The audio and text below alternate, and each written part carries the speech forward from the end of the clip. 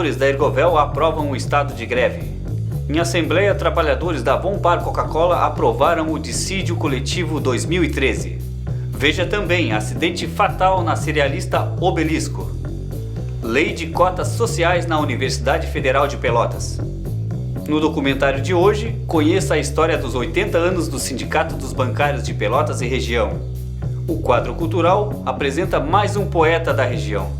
Essas e outras informações você confere hoje no programa Nossa Luta.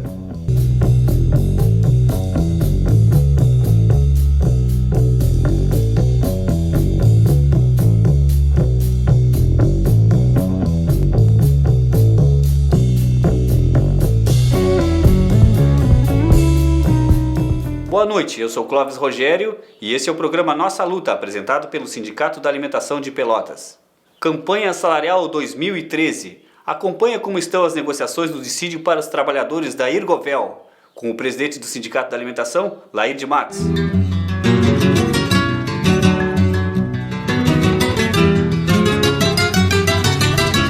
Os funcionários da Ergovel, nesta terça-feira, dia 1º de outubro, aprovaram a greve.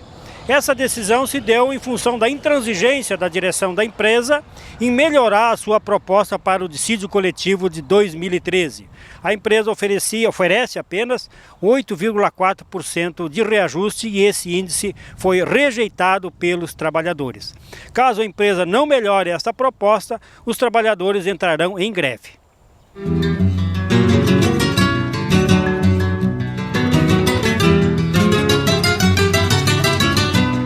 Para obter mais informações, você pode acessar as redes sociais do sindicato e também o telefone que é o 3225-3564.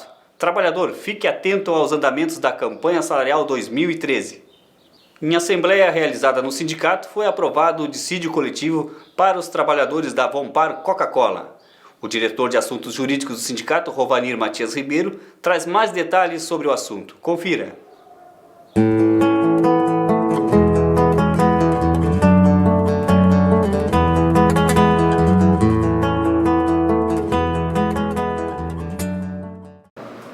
No dia 16 de setembro passado, aconteceu aqui na sede do sindicato uma assembleia com os trabalhadores da Vonpar. Na verdade, foram duas assembleias. A primeira, que analisou, votou e aprovou a proposta de dissídio coletivo, com vigência em 1º de junho de 2013 até 31 de maio de 2014. E a segunda assembleia, na sequência, rejeitou uma proposta da empresa de banco de horas. Com relação aos números do dissídio coletivo, ficaram da seguinte forma. O piso salarial da Vonpar passou para 935, um reajuste de 10%. O reajuste geral para todas as demais faixas ficou no percentual de 6,95%. O auxílio escolar para quem tem um estudante ou um dependente ficou no valor de R$ 245. Para quem tem dois dependentes estudantes, o direito a 2 auxílios escolares, o valor máximo ficou estabelecido em 341, a ser pago em fevereiro de 2014. O auxílio funeral 1.555, o auxílio creche, que é aquela verba mensal que a empresa disponibiliza para trabalhadores com filhos até 6 anos para contribuir com despesas de creche no valor de 249. O quadriênio, que até então era de 3%, houve a proposta de elevar para 13,5%, valor mensal também, além de cláusulas como adicional noturno de 30%, o aviso prévio proporcional, que a lei estabelece em 3 dias por ano completo, no acordo com a Vonpar está fixado em 5 dias por ano completo. Auxílio farmácia, que é um reembolso que a empresa faz em empresas conveniadas ali com custos farmacêuticos no valor de 40%. Auxílio natalidade, no mês em que o trabalhador ou trabalhadora teve o filho, no valor de 50% do salário mínimo. Foi estipulada também uma cláusula nova aí, que vai beneficiar todos os trabalhadores da Vonpar, independente do tempo de serviço, no mês de março de 2014. Quem estiver com o contrato em vigor nesse período vai receber uma indenização de 5 dias a mais. Com relação aos números da votação, essa proposta de reajuste dos 116 trabalhadores que compareceram, 97 foram favoráveis à proposta e 19 contrários. Com relação à proposta da Assembleia seguinte, onde a empresa tentava estabelecer o banco de horas, que haver do sindicato é um prejuízo enorme à categoria, a proposta foi rejeitada por números similares. 96 trabalhadores rejeitaram, votaram não ao banco de horas, enquanto 19 votaram sim. 97 votaram a favor da proposta e 19 votaram contrários à proposta. Então está aprovado o dissídio 2013.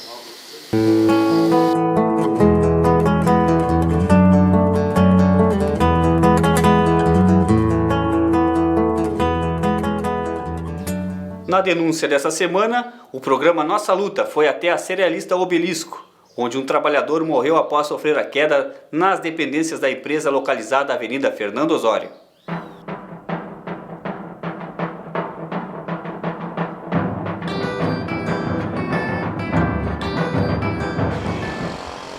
A ação sindical desta semana está na frente da cerealista Obelisco, localizada na Avenida Fernando Osório.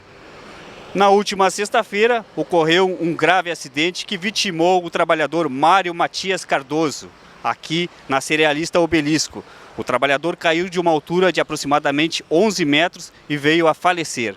O sindicato, em visita realizada nas dependências da empresa, já havia salientado a precariedade das condições oferecidas na segurança dos trabalhadores. Esta é mais uma denúncia da ação sindical para o programa Nossa Luta.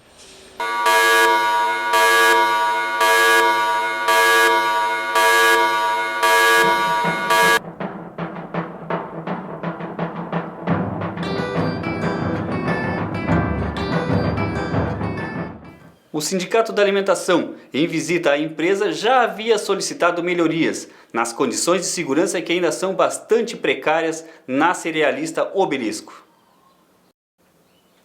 Acompanhe o relato das integrantes do Fórum Cota Sim, de como está sendo aplicado a Lei de Cotas Sociais para o ensino superior na Universidade Federal de Pelotas. A lei, né, a Lei 12.711, ela completa agora um ano, no final de agosto, ela completou um ano. E essa lei ela é um marco significativo nas políticas afirmativas e de inclusão no ensino superior. Essa lei, ela prevê, né, ela é uma lei que prevê que 50% das vagas em todas as instituições federais de ensino superior, elas devem ser destinadas para estudantes de escolas públicas, né, que fizeram todo o seu ensino médio em escolas públicas. E dessas 50% das vagas, que as instituições federais de ensino superior, elas têm 4 anos para implementar, dessas 50%, mais 50%, elas têm que ser destinadas para famílias que têm renda igual ou inferior a 1,5 salários mínimos per capita. E a lei ainda prevê, dentro desse recorte, que haja um percentual de reserva de vagas para estudantes autodeclarados pretos, pardos e indígenas, né? Essa porcentagem que é destinada aos autodeclarados pretos, pardos e indígenas, ela tem que ser ou igual ou superior à porcentagem de autodeclarados naquela unidade da federação de acordo com os índices do IBGE, né? Mas isso é uma coisa que a gente questiona um pouco, porque se tu for pegar, por exemplo, no Rio Grande do Sul, eu acho que o índice chega a mais ou menos 20%, né? 18%. 18%, mas ele não dá uma ideia mesmo do que representam esses pretos, pardos e indígenas no total da população. E até porque, como o ingresso no ensino superior hoje majoritariamente se dá via SISU, que é um sistema nacional, a gente entende que esse percentual ele tem que ser maior para contemplar mesmo essa diversidade da população que historicamente ficou excluída da universidade, né? Sim, aqui no caso de Pelotas, que é importante ressaltar que por mais que tenha se forçado através do movimento social e até mesmo do movimento estudantil a discussão de cotas, ela nunca teve uma abertura por parte da administração, né?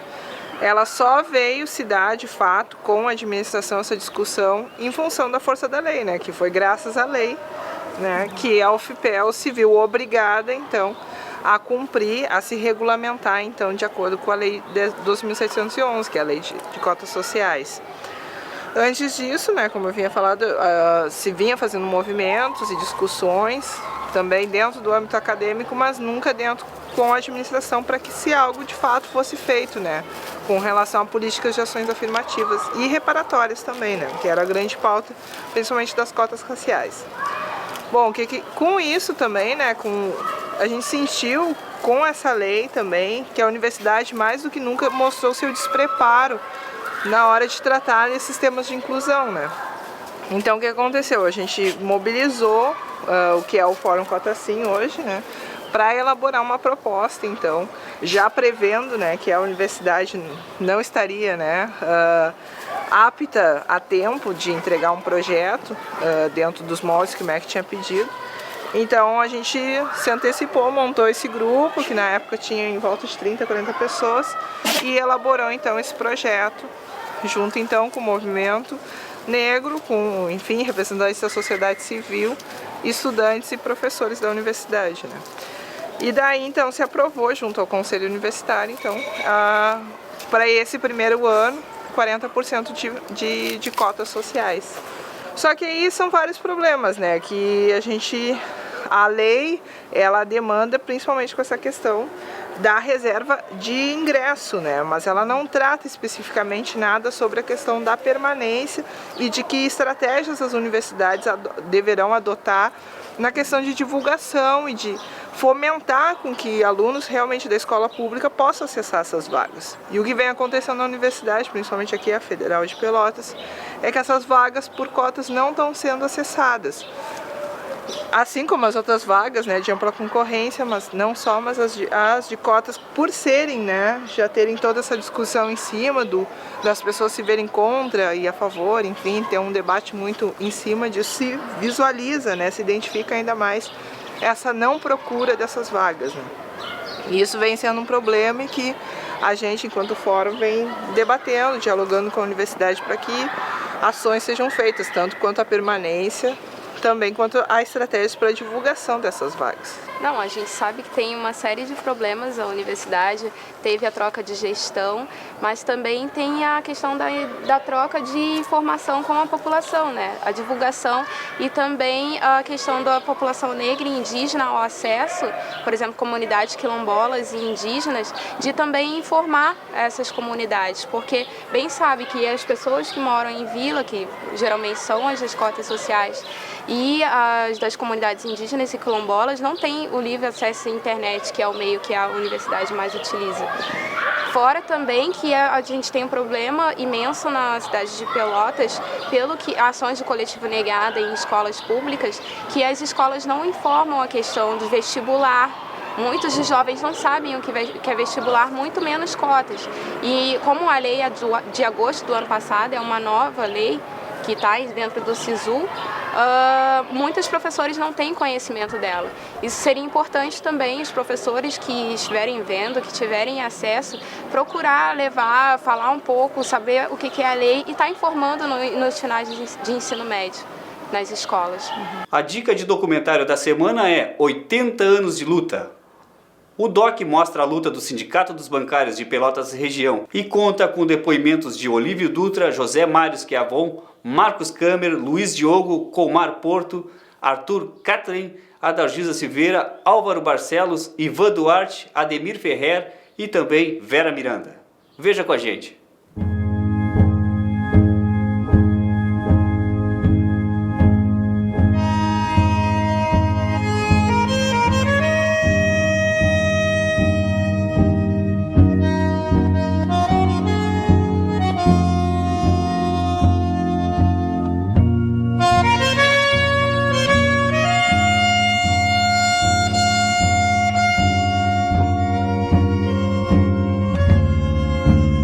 Então é com muito orgulho que estou aqui para saudar os 80 anos de existência de um sindicato combativo da minha categoria, o Sindicato dos Bancários de Pelotas e da região. Está completando 80 anos. Isso é bom que a gente rememore, resgate essa história para as gerações que estão aqui hoje, que virão amanhã, dando sequência às lutas que não mermam. A boa luta não merma nunca. Um direito abre perspectivas de novos direitos. Queremos um mundo de justiça, de igualdade, de fraternidade, e, portanto, vamos estar sempre precisando ter os nossos sindicatos fortes, organizados, independentes, dependentes de partidos políticos, governos.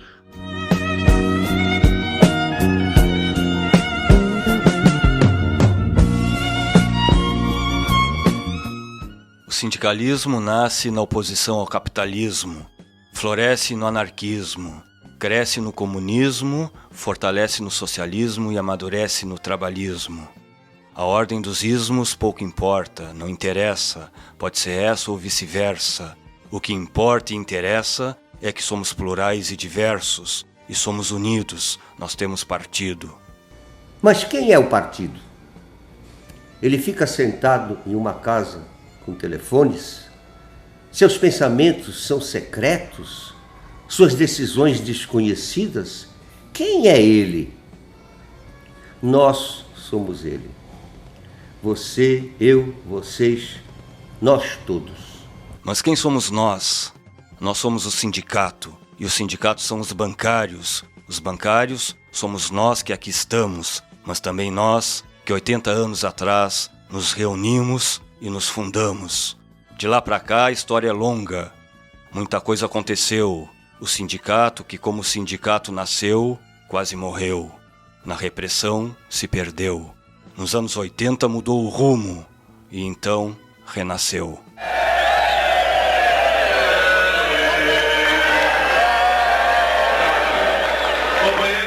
Em meados da década de 80, um grupo de companheiros bancários de Pelotas nos procuraram no Sindicato da Alimentação, que estava organizando uma oposição a um sindicato inoperante, onde existia uma direção há praticamente 20 anos que não participava da luta dos trabalhadores. Meados dos anos 80, a gente participou do movimento de oposição bancária, que, na verdade, reformulou o sindicato, trouxe um novo grupo de pessoas que, na época, queria democratizar a direção e ter uma relação mais próxima com os bancários. Nesse 12 de agosto de 2013, quando o sindicato completa seus 80 anos, né, acho que é importante lembrar essa retomada do sindicato, né, que vem dentro desse novo sindicalismo, né, na década final da década de 70, início dos anos 80, quando vem um novo pensamento no movimento sindical. Né? Até então, os sindicatos eram sindicatos atrelados ao Estado, né, sindicatos burocráticos, assistencialistas. Deus dará, diz que Deus dá, diz que Deus dará. 1989, cidade de Pelotas, Brasil. Os bancários estão mais organizados, o sindicato está mais aberto, mais plural. Enquanto isso, no país, começa a cruzada de um torneiro mecânico, um operário, um líder sindical. Lula cruzou o país sem medo de ser feliz e fez a campanha presidencial mais bonita, sincera, honesta e educativa jamais vista na televisão. Uma campanha carregada de verdade e emoção. Mas Lula não tinha o colegial e perdeu um dedo numa prensa transversal. E era de esquerda, e era socialista, e era comunista, e era sindicalista. E então, as elites e a mídia global, a chamada mídia oficial, disse não. Então, nós fomos procurados pela assessoria do Collor, e o Miguel Pires Gonçalves aqui viu que eu desse alguns palpites, e eu achei que a briga do Collor com o Lula nos debates estava desigual, porque o Lula era o povo, e o Collor era a autoridade. Então nós conseguimos tirar a gravata do Collor, botar um pouco de suor com uma glicerinazinha e colocamos as pastas todas que estavam ali com supostas denúncias contra o Lula, mas as pastas estavam inteiramente vazias, com papéis em branco. Foi uma maneira de melhorar a postura do Collor junto ao espectador para ficar em pé de igualdade com a popularidade do Lula.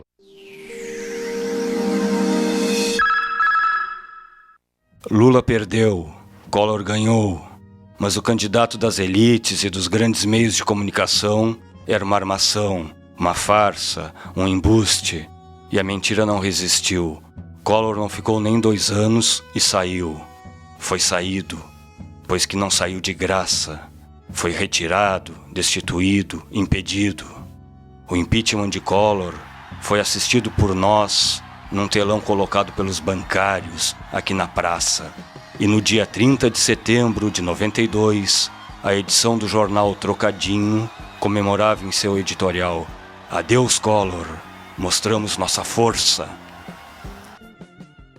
Varais estendidos a roupa que seca, tremula inquieta manchetes de sangue. Um tiro, um disparo, um grito de dor e um trabalhador boiando no mangue. Varais estendido, a roupa que seca, tremula inquieta manchetes de sangue. Rotina mal paga, não sobra no bolso. O mesmo desgosto, o velho refrão. É pique, é piquete, estamos em greve. E quando amanhece, não abre o portão. A rua se agita tão subitamente, e o sonho da gente estremece o patrão. E cercam esquinas, vias, viaturas. A mão que tortura vem lá do porão. Um pouco antes do adeus a Collor, em abril de 1989, foi deflagrada uma greve bancária a nível nacional. A luta era por aumento salarial. Nessa época, o sindicato passou a articular a montagem de uma estrutura política e jurídica mais organizada. Foram contratados 2 advogados e um jornalista. A comunicação entrava de vez na ordem do dia dos bancários. Primeiro, com a edição e publicação de um jornal, que depois de outros nomes veio chamar-se O Troco.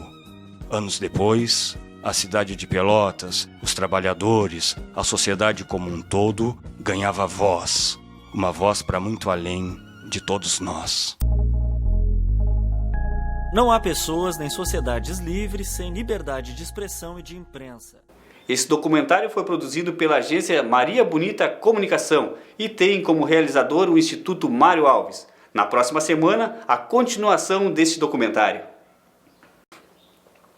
No quadro cultural de hoje, você segue conferindo artistas locais. O programa Nossa Luta tem destacado a arte local e hoje é a vez e hora da poesia. Confira. Se pudesse escrever um tango, um poema que fosse, que explicasse o que passou, que chorasse, que brotasse de las manos, de los aires, dos olhares de piedade nos lugares que chorou. O entrevistado do quadro cultural de hoje é o escritor Alexandre Vergara. Um tango acerca do amor que não foi, que se perdeu e da sombra que deixou. Alexandre, tu começou a escrever desde muito cedo, desde adolescente. O que te motivou a começar a escrever? Na verdade, eu comecei a escrever aos 15 anos, aproximadamente, e a motivação não tem muita lógica, né, para escrever, é pura emoção.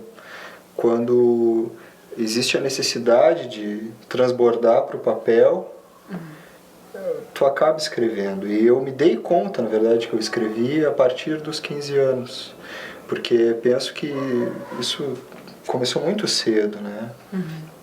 E sem uma motivação especial, assim, simplesmente acontece. No meu caso, né? Lógico que cada caso é um caso, eu penso. Para cada indivíduo é uma situação. Para mim sempre foi muito intuitivo, assim, totalmente intuitivo. Depois tu chegou na filosofia, né? Sim. Estudas filosofia ainda. Sim, estudo filosofia ainda. Como que a filosofia ela influenciou também na tua escrita? Te abriu a mente? Como que foi esse processo do encontro com a filosofia, com a poesia? Eu penso que a filosofia é muito importante para em qualquer ramo da atividade humana, porque a filosofia tem capacidade de te deixar nu de vaidades, de verdades, de conceitos que tu tens, e isso acaba expondo o teu lado emocional também. E, consequentemente, a filosofia acaba influenciando diretamente na escrita de poesia, porque tu percebe, enquanto estudante de filosofia, que tu és simplesmente humano, nada além disso. Tu não és o ápice da evolução ou racional, tu és um animal que possui razão. Só um tango com esse tema tão comum, que todo amor de outro é o desamor de um. Eu escrevo basicamente sobre o ser humano, sobre as coisas que as pessoas não querem ver, sobre as coisas que as pessoas veem e não querem falar, sobre o ser humano comum, sobre as dores comuns, sobre o cotidiano simples e que está sempre ao nosso redor, né? Mas que muitas vezes nós fazemos questão de não ver. E as tuas influências para tu escrever, por exemplo, escritores que trazem essa linha também do ser humano, o que te alimenta de leitura?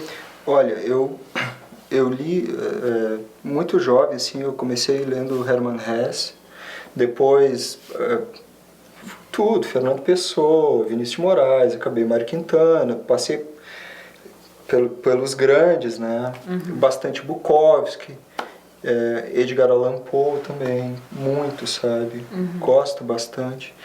Então, essa é mais ou menos são as minhas influências. Esses são os homens que eu procuro não me pautar, né? Mas eu sempre leio com mais interesse esse tipo de literatura. E o que a escrita significa para ti? É uma forma de se encontrar, uma forma de escrever como que tu pensa o mundo? O que ela te... A escrita para mim é como eu coloco, eu tenho no meu blog, que chama-se Grito Embalado a Vácuo. E eu escrevo que aqui eu posso gritar sem ser ouvido, né? Porque o som não se propaga no vácuo. Então aqui eu posso gritar sem ser ouvido. A escrita é um grito. É onde eu posso gritar, onde eu posso fugir do comum, onde eu posso tirar a máscara. E a cena cultural, por exemplo, dos escritores em Pelotas? Tu tem visto aí uma evolução, uma união maior dos escritores, essas atividades informais que acabam acontecendo dão um retorno maior para o público? Como que tu enxerga a literatura em Pelotas atualmente? Eu vejo vários autores, muitos poetas, muito competentes em expor o que sentem. Acho fantástico que agora, que eu também participo bastante, né, desse meio, que mesmo todos escrevendo de maneiras distintas, não existe uma influência de um sobre o outro. E isso é o mais importante, né, porque tudo que é criado é autêntico. É uma linguagem totalmente daqui, né, que nos representa. E olha a pluralidade dessa linguagem, né? Ou seja, vários escritores nós temos, e alguns, inclusive, no caso da Angélica, né, que é romã, e todos escrevem e todos interagem e acabam não invadindo o espaço um do outro no sentido de criação, né? Isso eu acho muito legal, que não existe uma influência, eu quero dizer, nos textos, na criação de textos. Isso eu acho muito interessante, muito proveitoso também. Se pudesse escrever um tango, um poema que fosse, que explicasse o que passou, que chorasse, que brotasse de las manos, de los aires, dos olhares de piedade nos lugares que chorou. Um tango acerca do amor que não foi, que se perdeu e da sombra que deixou. Só um tango com esse tema tão comum, que todo amor de outro é o desamor de um, que enlouquece em qualquer quarto, que não celebra nascimentos, formaturas, casamentos e felicidades merecidas. Se pelo menos pudesse conceber um tango, ela estaria lá. Olhos negros, salto alto, a morte, o sentido de quem nasce, esperando a hora de dançar. E esse foi o programa Nossa Luta, apresentado pelo Sindicato da Alimentação. Para acompanhar esse e todos os outros programas, acesse no YouTube, coloque lá Nossa Luta 1.tv. Nós voltamos na semana que vem. Uma boa noite a todos e a todas e até lá!